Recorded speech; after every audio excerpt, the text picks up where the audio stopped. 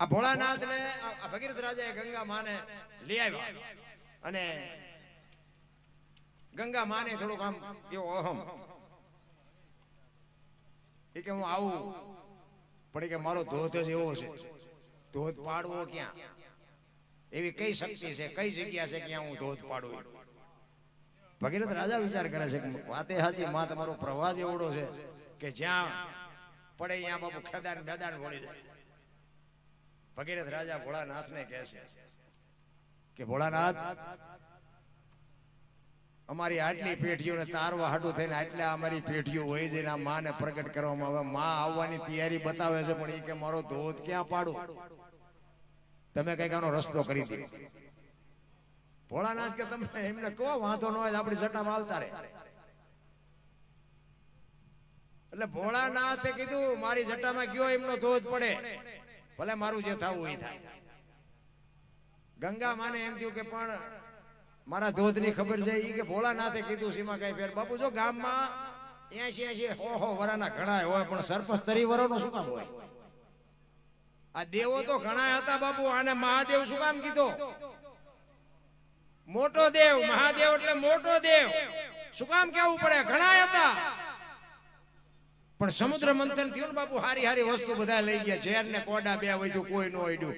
એ ભોળિયો ના થાવે ને એમ કે આપણે ઝેરે હાલશે, એમના મોટું નથી થવાતું ને કે ઈ ઝેર આ ધરતી ઉપર બાપુ એક ફોરું પડે ને, ધરતીના ટુકડા થઈ જાય ઈ ઝેર. અને ઈ ભોળાનાથ કે ઝેર લાવો, કંઠમાં રાખી નીલકંઠ કહેવાય ગયા બાપુ આ મહાદેવ.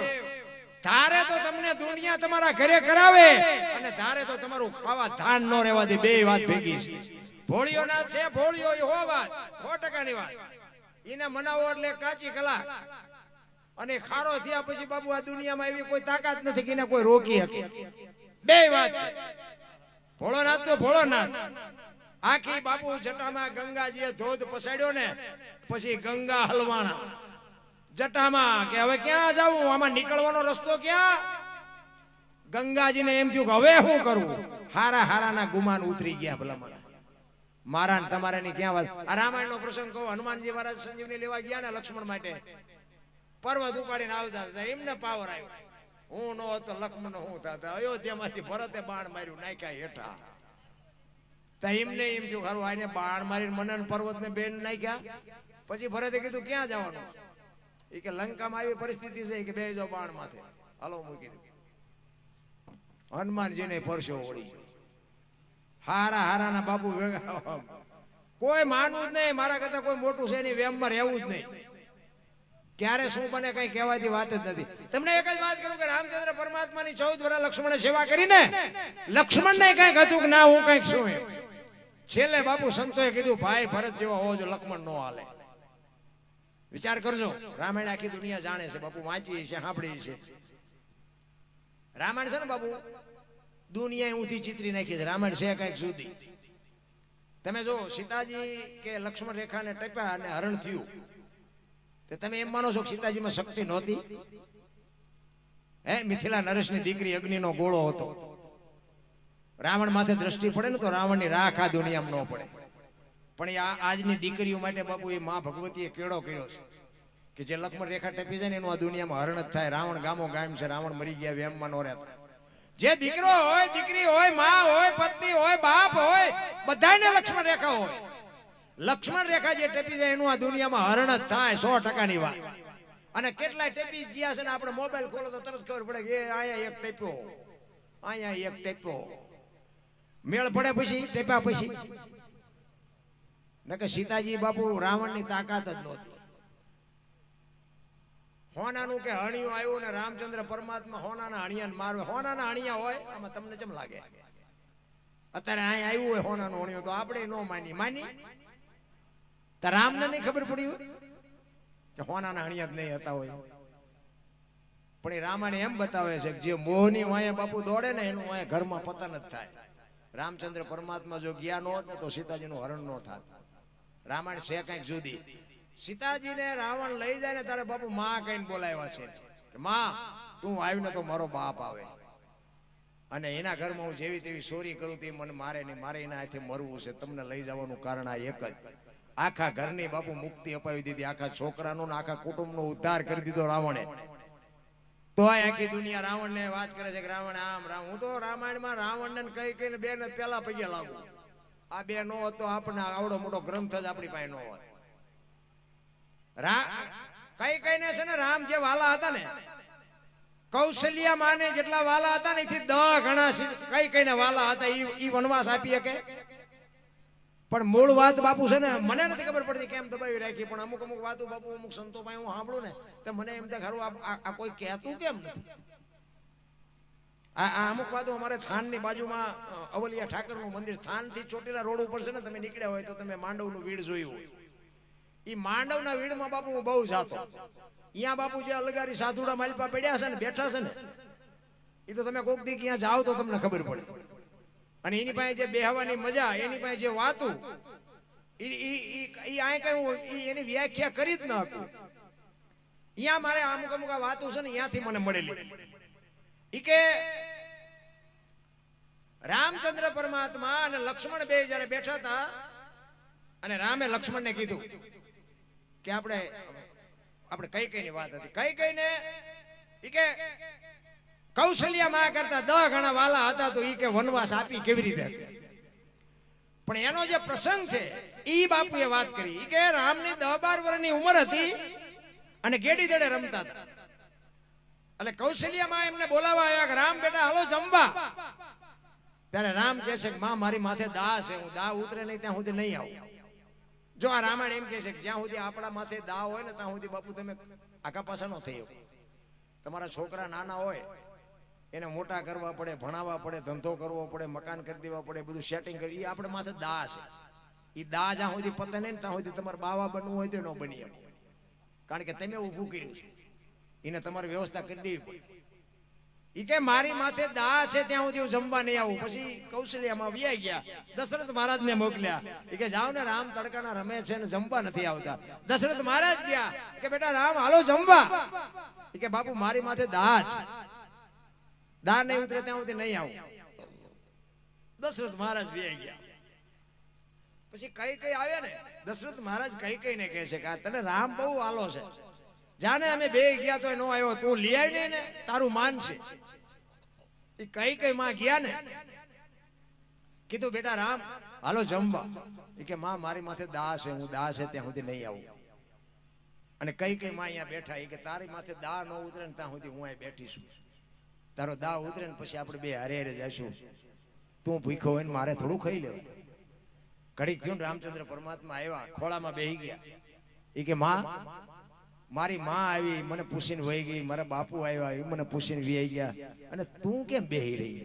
હું તને એટલો બધો વાલો છું. એ કે રામ તું મારો જીવ છો, તું મારું કાળજું છો. તું ભૂખો હોય ને મારા ગળા હેઠું બટકું રોટલો ઉતરે. એ કે માં હું તને એટલો બધો વાલો છું, માં હું તને એટલો બધો વાલો છું. એમ કરતા કરતા કરતા કરતા બાપુ કઈ ને કુંડાળામાં નાખ્યો. એ કે માં તો હું તને કઈ કામ ચીધું તો તું મારું કામ કરી. કે એક નહીં 1000 કામ કરું. તું એમ કે માં તારું માછું જોઈને જો બીજી મિનિટ થવા દઉં તો મારી માનું દામણ લાજે તેમ તું માગી તને આપું. રામની માટે કઈ કે મારું કાળજું કાઢીને આપી દઉં. શું જોઈ છે તારું? એક નહીં 1000 કામ કરું. કઈ કે છે તો કે માં મારે એક તારી પાસે કામ કરાવવાનું છે. 1000 નથી કરાવવાનું, એક જ કરાવવું છે. તો કે બોલ તું કે એ કરી દઉં. એ કે પણ મને વચન આપ. કારણ કે આ તો બાપુ રઘુકુળની રીત હતી, બોલ્યા પછી બીજું બોલાય નહીં. આ ખેદાન વળી ગયું ને એ બાપુ આ જરૂર જ હતી. નકર તો બાપુ અંદર રામનું ભજન જે વનમાં કરતા હતા ને, જટાયુ, સબરી, અહલ્યા, આ બધાય રામની રાહ જોતા હતા. એટલે અહીંયા જવાનું જ હતું, પણ કઈક પ્રોગ્રામ તો બનાવવો પડે ને. ઈ વચન અપાવી અને વચન માંગ્યા પછી એમ કે છે કે હવે તમે માગો શું જોવે? ઈ કે અમે મોટા થઈને એટલે અયોધ્યાનું રાજ તો હું મોટો છું એટલે મને જ આપશે મારા બાપુ, એ તો ખબર છે મને. એટલે એના માટે જ મેં તમને વાત કરી કે શું. ઈ કે મને જ્યારે રાજા બનાવવાનું થાય ને ત્યારે મને તમારે એમ કહેવાનું. કઈ માને કહે છે કે રામને રાજા નહીં, મારા ભરતને રાજા બનાવો. કઈ એમાં હું કે તને ભરત અરે બહુ પ્રેમ હોય તો હું તો ભરત નું માગીશ. બાકી કે મારે એવું નથી કે તું રાજા બન કે ભરત રાજા બને, મને કઈ ફેર ન પડે. પણ તને ભરત ઉપર જો પ્રેમ હોય અને તારો ભાવ હોય તો હું ભરત માટે ગાદી માંગીશ. તો કે બીજી વાત છે ને થોડીક અઘરી છે, થોડીક કઠણ થઈ જાય. એ કે મારા માટે તારે 14 વર્ષનો વનવાસ માંગવાનો. એ વનવાસનું કીધું ને બાપુ કઈ ચકરી ખાઈને બાપુ કેળનું ઝાડવું પડે ને વંટોળિયું આવે એમ પડી ગયો. અડધી કલાકે ભાનમાં આવી. એ કે રામ તમે મસ્કરી કરતા હોય તો ખુલાસો કરો નકર જીવ નહીં રહે. એ કે માં મસ્કરી નથી કરતો, સત્ય જ કહું છું. અને જો તને તકલીફ પડતી હોય તો આપણે કાંઈ એવું નથી માગવું, તું તારે જવા દે, વાંધો નહીં. પણ વચન આપેલું રઘુકુળ રીત સદા ચલી આઈ, પ્રાણ જાય પણ વચન ન જાય. વચન લેવડાવી લીધું તું પહેલા. કઈ વિચાર કરે છે કે ખરેખર જો સત્ય બોલ્યો હોય છે ને તો મારે આની માટે 14 વર્ષ વનવાસ માંગવો પડશે. અને એ બાપુ સત્ય જ ઠર્યું. અને રામચંદ્ર પરમાત્માને કઈ માં કે છે કે રામ તમારા માટે હું વનવાસ માંગીશ, એની માટે મને તમારું જો મન રાજી રહેતું હોય અને તમે જો એમ કહેતા હોય કે મારી માટે વનવાસ માંગ તો વનવાસ માંગીશ. પણ એ તમને ખબર છે કે ધરતી ને આકાશ સૂર્ય ને ચંદ્ર રહેશે ને ત્યાં સુધી આ દુનિયા મને ગાળ્યું દેશે, એ તમને ખબર છે. પણ તું મને એટલો વાલો છું ને, જગત ભલે મને ગાળ્યું દે, બાકી તારું મન રાજી રહેતું હોય હું તારા હાટું વનવાસ માંગીશ. બાપુ આ ચકડું તો બાપુ રામે બનાવ્યું. તમે હું આપણે કઈ ગાળ્યું દઈ. કઈ કીધું કે મારી પાસે તું જો વનવાસ માંગે તો તારી જનેતાને કે ને, કૌશલ્યા માને કે ને. ત્યારે રામચંદ્ર પરમાત્મા કે કૌશલ્યાનું હૃદય છે પાતળું. આ વાત એના કાને પડશે ને તો હૃદય ફાટી જાય, મારી માં મરી જાય, તું થોડી કઠણ છો. અને આ કઠણ હોય ને ઈ જ આવા કેળા પાડે, પોસા હોય એ તો બીજાને ધંધે લગાડે. કહેવાનો મારો મિનિંગ રામાયણ છે ને, રામાયણ છે. રામચંદ્ર પરમાત્મા લક્ષ્મણને કહે છે, લક્ષ્મણ આપણે 14 વર્ષ પૂરા કરીને આવ્યા ને ત્યારનો તારા મોઢા ઉપર મને કઈક ચિંતા દેખાય છે, શું છે? ત્યારે લક્ષ્મણ કહે છે, મોટા ભાઈ મને એક શંકા છે. શું? તમારા મારા બાપ એક? તો કે હા. તમારા મારા ગુરુ વશિષ્ઠ મહારાજ? તો કે હા. તમારી અને મારી માની ભક્તિમાં કોઈ કમી ખરી કે ના? બે માની ભક્તિ એવી છે. તો કે 14 વર્ષ મેં તમારી સેવા કરી, અહીંયા કઈ ભૂલ થયેલી કે ના? કઈ નથી થઈ. અને એ વખતે લક્ષ્મણ રામને કહે છે કે મોટા ભાઈ તમારા મારા બાપ એક હોય, તમારા મારા ગુરુ એક હોય, તમારી મારી માની ભક્તિમાં કમી ન હોય તો હું તમને એ પૂછું છું કે લંકાના પટાંગણમાં રામ રાવણનું યુદ્ધ હાલતું હતું, તેથી રાવણના વરસાદ જેટલા બાણ વરતા હતા, તમને એક નહોતું અડધું. અને મેઘનાથનું એક બાણ મને વાગ્યું, હું ગોટો વળી ગયો, ત્યાં મારે કેવું ફળ ભોગવવું પડ્યું? તમારામાં મારામાં જો કાંઈ ન ઘટતું હોય, બે હરખા હોય, તો લંકાનો બારવટીયો જેને કહેવાય બાપુ, યુદ્ધનો બાદશાહ રાવણ, એના હથિયારથી જો તમને કાંઈ ન થતું હોય તેના છોકરાની શું શક્તિ હતી કે એ મને ગોટો વાળી દે? રામચંદ્ર પરમાત્મા એ કે ત્યાં પ્રશ્ન કર્યો, સારું કર્યું, નકર તું જીવતતા હોય તને મોજવા. એ કે આપણે 14 વર્ષ વનવાસ મળ્યા પછી જંગલમાં હાલતા થયા, આશ્રમ ક્યાં આવ્યા હતા? કે આશ્રમ તો ઘણા આવ્યા હતા. કે સબરીનો આશ્રમ આવ્યો, તને ખબર છે? એ કે હા. પ્રકૃતિ તમારું ભજન કરતી હતી. મેં કીધું મોટા ભાઈ કયો મલક આવ્યો? તમે કઈક ભીલડીની બાઈ મારા નામના જાપ કરે છે. તો કે એને આપણા આટલું આગતા સ્વાગતા કરી હતી કે હા, બેસવા માટે ચાંદની પાથરી દીધી હતી, આસો પાલવના તોરણ બાંધ્યા હતા. એ કે જમવાની વ્યવસ્થા કરી હતી. હા. એ કે જંગલમાંથી બોર લઈ આવી હતી. એ કે મેં ખાધા હતા કે હા મોટા ભાઈ તમે તો ઠળિયા હોતા ખાઈ ગયા હતા. એ કે લક્ષ્મણ ત્યાં ખાધા હતા. અને અહીંયા લક્ષ્મણને હબાકો આવ્યો, અરે તારી ભલી થાય, તારી 14 વર્ષમાં અહીંયા ભૂલ કરી ગયો. તેથી રામચંદ્ર પરમાત્મા લક્ષ્મણને કહે છે, લક્ષ્મણ સુમિત્રાને મૂકી અને સીતાને માં કહેતો હોય, દશરથને મૂકી અને મને બાપ કહેતો હોય, અને અયોધ્યા જેવું રાજ મૂકીને મારી ભેગો તું રખડવા આવ્યો હોય, તો હું તને ઈ પૂછું છું કે ભીલડીના હેઠા બોર ખાવામાં મને વાંધો નહોતો, તને હું ઘા વાગ્યા દીધી? લાકડી પડી પગમાં પડ્યો, એને બાવડું ચાલીને બેઠો કર્યો. એ કે સબરીની ભક્તિનો પ્રતાપ છે, તું લંકાના પટાંગણમાં બચો ને, એ સબરીની ભક્તિનો પ્રતાપ છે. મેં તને બચાવ્યો નથી. તો કે ઈ કેવી રીતે? મેં તને જે ફળ આપ્યા તારી પાસે રાખ્યા હતા? ના, મેં તો ફેંકી દીધા. ઈ તે જે ફળ ને ફેંકે ને પક્ષીઓ લઈ જઈને દ્રોણાચલ પર્વત ઉપર જઈને ખાધા હતા, એની ચાંચમાંથી બિયારણ વેરાણું હતું. સુસેન નામનો વૈદ આવ્યો ઈ, અને ઈ વૈદ એમ કે છે કે દ્રોણાચલ પર્વત ઉપરથી સંજીવની લઈ આવો, દીવ ગયા પહેલા આના મોઢામાં ટીપા પાડો તો બેઠો થાય. એ હનુમાનજી જે લેવા ગયા હતા ને બાપુ, એ સબરીની ભક્તિનો પ્રતાપ છે. એટલા માટે મહાપુરુષો કહે છે કે ભાઈ તો ભરત જેવો હોવો જોઈએ, લક્ષ્મણ નો હાલે.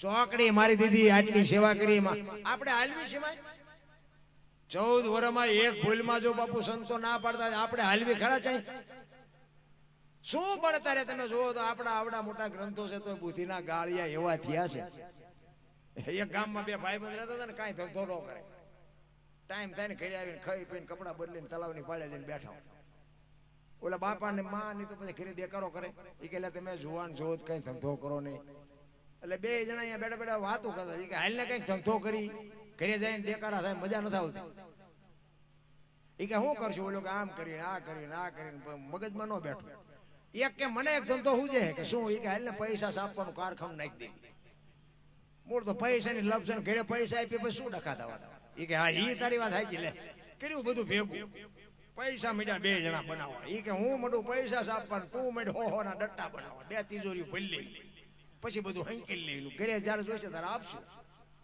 અડધી તિજોરી ભરીને ત્યાં એકની નજર જઈ કે પૂરું કે ભૂલ થઈ ગઈ આપે હું બનાવેલું ભાઈ ભારતીય રિઝર્વ બેંક ને ગવર્નર ની સહી ગાંધીજીનો ફોટો પછી સિક્કો 15 નો લઈ ગયો 15 ની નોટ લઈને ક્યાં જવું 10 ની 50 ની 100 ની તો બધી બરોબર 15 ની નોટ 15 નો સિક્કો 15 નો ઠપકાય ઓલો કે આ જોતો નથી આ 15 નો સિક્કો લઈને ક્યાં જવું એ કે શાંતિ રાખીને ગામડામાં જવાય હવે એમાં કોઈ ડોશમાં બેઠા હોય કોઈ ડોવા બાપા નાની દુકાન હોય એમને ન ખબર પડે હાલે તમારા ગામ જેવું ગામ હતું ને ચાંપામાં એક બાપા દુકાન નાખીને બેઠા હતા ચોકલેટ પેપરમેટ વેચતા અહીંયા આવીને કે બાપા એક 15 ના છૂટા આપશો કે લાવો ને આપું 15 ની નોટ આપી ને બાપા સકરી ખાઈ ગયા એટલે 15 ની નોટ ક્યારે બહાર પડી એ કે હમણાં જ બહાર પડી તમને ખબર નહીં કે મારા છોકરા રોજ શહેરમાં જાય કોઈ બોલ્યા નહીં એ કે દેવા દો કે 15 માં થોડું તમારી પાસે જૂઠું બોલતા બાપા કે ના ના આપું ખરો પણ કે 14 આપું 15 નું આપું ઓલે અમને એમ કે આના 8 ને નથી આવ્યો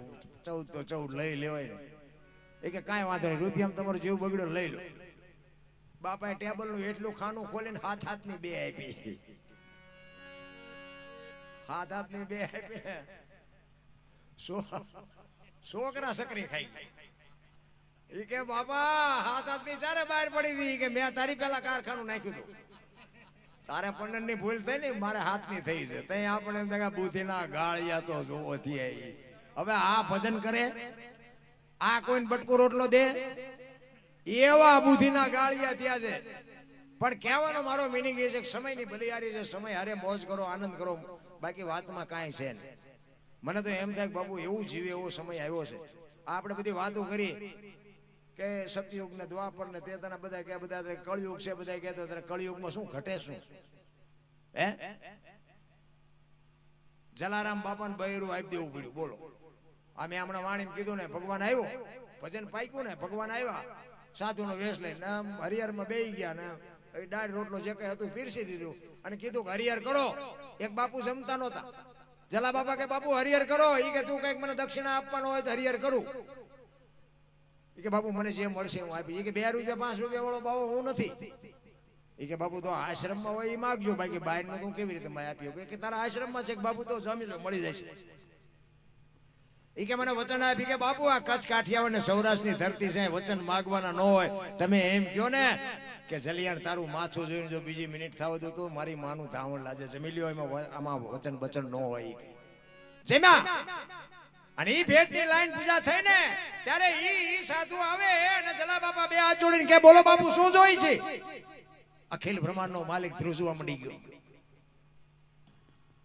વિચાર કરજો બાપુ વાતો ક્યાં કરી ઘણી બધી છે પણ મેં પહેલા કીધું તેમ બાપુ વાડીમાં નાખવું ખાનારા તો હોવા જોઈએ ક્યાં નાખવું ઇતિહાસ તમે જોવો તે બાપુ આપણા રૂવાડા ખડા થઈ જાય રામ શું તમે નું ભજન કરવાના હતા માગણ ઘરે આવે ને ડેલીઓ આડી કરે શું દીકરા કાપવાના હતા ભલા જલા બાબા કે છે બાપુ માગો શું જોવે ત્યારે કીધું મારું શરીર વ્રત થઈ ગયું છે મારું બાવડું પકડે એવું કોઈ નથી મને રોટલો કરી દે એવું નથી દઈ એક તો તારું બૈરું મને આપી દે કેવડી મોટી વાત કહેવાય આપણા ઘરે કોઈ બાવો આવે નહીં ને આવે તો કઈ અખતરો કરતાય નહીં આ તો આનંદ કરાવું છું આપણો માન મેળ પડ્યો વરી પાસે કે મારું ભંગવી નાખ્યું લે આવી એવું કઈ છે નહીં પણ જલા બાબા વિચાર કરે છે કે બૈરું આપવામાં મને વાંધો નથી પણ વીરબાઈમાં બાપુ જો પતિ પત્ની કા એક મતા તો સરગાપુરમાં સતા અડધું અંગ આને કહેવાય રામ રસોડામાં માં વીરબાઈ રોટલા કરે છે જલા બાપા ન્યા જઈ અને કહે છે હાંભળ્યું એ લોટવાળા હાથે બાપુ માં બહાર આવી અને કીધું કે એક સાધુ દક્ષિણા માગે છે કે આપી દો ને. એ કે પણ એની માગણી જેવી તેવી નથી હોય કે જે માગે આપણે રાખીને શું કામ છે. જલા બાપાની આંખમાં જળજળી આવી ગયા, મારે કેમ કેવું તારી માગણી કરે છે. કેવું બાપુ બાપુ સારું માણા જો મળે ને તો જ જીવવાની મજા આવે, નકર બાપુ મનખો બગડી જાય. ભલા માણા જો કોઈ કપાતર બૈરું ભટકી ગયું મનખો બગડી જાય, કાંઈ છે નહીં રામ વાત. ઈ કે પણ એની માગણી જેવી તેવી નથી. ઈ એમ કે છે કે તારું બૈરું મને આપી દે, તમારી માગણી કરે છે. અને તેદી બાપુ આ ભારતની આર્ય નારી એક વીરબાઈ એમ કહેતી હોય કે ભક્તિની વેલની તો વર્ષોથી હાલી આવતી હતી, પણ આજ ઈ વેલને ફળ આવ્યા એવું મને લાગે છે. મારા બાપાએ તમને હાથ આપ્યો છે ને જો તમે એના હાથ આપી દો તો મને જવામાં વાંધો નથી. બાપુ કેવી જોગમાઈ આવે છે. અરે બાપુ કેની પાસે વાતો કરીએ રામ. આમ બાવડું પકડીને જલા બાપા આવે સાધુના વેશમાં. બાપુ આમ અખિલ બ્રહ્માંડનો માલિક બેઠો તો અને કીધું બાપુ બૈરું જોવે છે ને કે હા. એ આમ બાવડું પકડાયું ને તેથી સતાધારની ગાદી ઉપર આપા ગીગા અને તેથી નગારા ટોકરા આરતીઓ મંડી ની હાથે વાગવાઓ. આપા ગીગા ઉભા થઈ અને આમ નજર કરીને ખાડ ખાડ ખાડ દાંત કાઢે અને આખી વસ્તી જાગી ગઈ. બાપુ આ શું કૌતુક થયું? આ નગારા ઝાલરું ટોકરા એની હાથે વાગે. ઈ કે કાંઈ છે નહીં, બેહી જાઓ, હુઈ જાઓ. ઈ કે પણ બાપુ કયો તો ખરા શું બન્યું? ઈ કે કાંઈ છે નહીં, વીરપુરની બજારમાં લુવાણાના દીકરાએ વીજળીના ચમકારે મોતી પરોવી લીધું, બસ વાત આટલી છે, બાકી કાંઈ છે નહીં રામ. સમય આવે, મોકો આવે, આંગણે આવે અભિયાગતને બાપુ જો એક બટકું રોટલામાં ટાંટિયા ધ્રુજતા હોય ને જિંદગીમાં કોઈ દી ગાડી નો હાલે પાછી. કાંઈક છે ને કાંઈક આપણા ઘરમાં જેટલું ભર્યું હોય ને એ બધું આપણું નથી. જોકે આમાં તો તલ ભારે આપણું નથી, પણ આપણે કોઈને કહેવાય નહીં કે આ તમારું ઘર નથી, કોઈક ભાંઠાઈ નાખે. ને ખરેખર તો છેલ્લે જો એનું હોય તો હારે ન આવવું જોઈએ, કાંઈ છે જ નહીં. એટલે જ મહાપુરુષે કીધું કે આંગણે બંધાવો પરબડી પંખી પાણી પી જાય, એમાં કોક દી આવે હંસલો તેથી પરબડી પવિત્ર થાય. કોક દી મારો બાપ આવી જાય ને તેથી બાપુ તમારા 360 દીનું બાપુ ફળ એક જ ઘડીકમાં તમને મળી જાય. પણ કરવાની જરૂર છે, બાકી બાપુ વાતો કરે કાંઈ મેળ પડે એવું નથી. હું તો આ બધી વાતો કરું ને અને હું તો તમને બધાને કહું કે બાપુ ઘરે કોઈ દી રાકા વેડા ન કરે, ઘરના માણસને તમે સમજાવી દેજો. અને બાપુ કોકને ખવડાવે પીવડાવે કોઈ દી કોઈનું ખૂટ્યું એવો દાખલો નથી રાખ. અને હું તો તમને કહું છું કોક દી આપણા મહેમાન થાવ. હું એવો અભિમાન નથી કરતો કે એવો કોઈ પાવર નથી કરતો. હું હોય ને તમને આવકાર આપું એમ નહીં, આપણી હાજરી ન હોય ને તો કોક દી મહેમાન થાય જો રોટલા ચા વગર જવા દે તો બાપુ ભજનમાં ધૂળ કહેવાય, કાંઈ ન વળે. જીવન એવું જીવાય. ખવડાયો કોઈ દી આજની તારીખમાં એમને સાસુ ખવડાયું એમાં ખૂટી રહ્યો એવો દાખલો નથી. જુગારમાં ખૂટી રહ્યું, દારૂમાં ખૂટી રહ્યું, ચોરીઓમાં ખૂટી રહ્યું એવા દાખલા છે. એમને રોટલા ખવડાયા અને ખૂટી રહ્યો એવો દાખલો નથી ક્યાંય. અમારા મોટા બાપુ કહેતા ઈ કે તમારા ઘરે મહેમાન જેથી ઘટે તેથી સમજી લેજો કે તમારો દી મોળો ઉગવાનો હોય તો જ મહેમાન ઘટે, કોઈ દી રાકા વેડા ન કરતા. અને આજે બાપુ હજી મારે અમે જુદા થયા ને વર્ષો થઈ ગયા પણ મેં કોઈ દી બાપુ મણ દાણા નથી લીધા વ્યસન. 50 મણ તો મારે ઘોડા ખાય છે 12 મહિને, પણ બધું મારો નાશ બાપુ ઈ આપે છે. હું કોઈ અભિમાનની પાવરની વાત, પણ જેટલું બાપુ વાપરીએ છીએ એથી 3 ગણું ભગવાન કરીને આપે છે. તમે બધું દઈ દો ને વાપરી નાખો એમ નથી કહેતો, પણ કોક અભિયાગત આવે કોઈ એમ કે બે દીથી ખાધું નથી, એને જો તમે બટકું રોટલો ન દઈ શકો તો બાપુ કોઈ જીવનમાં તમે આવો કે ન આવ્યા કાંઈ ફરક નથી પડતો. ખોટા તમે ઉડાડો એવી મારી કોઈ વાત નથી. ફિલ્મો જોવો, મોબાઈલ આ તે બધા ખોટા પૈસા વાપરવાની મારી વાત નથી. પણ કોક બાપુ જેને જરૂર છે, કોક બાપુ દવા વગરના પૈસા વગરની દવા ન લઈ શકે ને બાપુ એ જો મરતો હોય તો આપણને જો ભગવાને આપ્યું હોય થોડીક મદદ કરાય. કોક ભૂખો માણા તરફડિયા મારતો હોય ભૂખ હાટું થઈને રોટલા હાટું થઈને, અને જો ભગવાન અપાવે તો અપાય.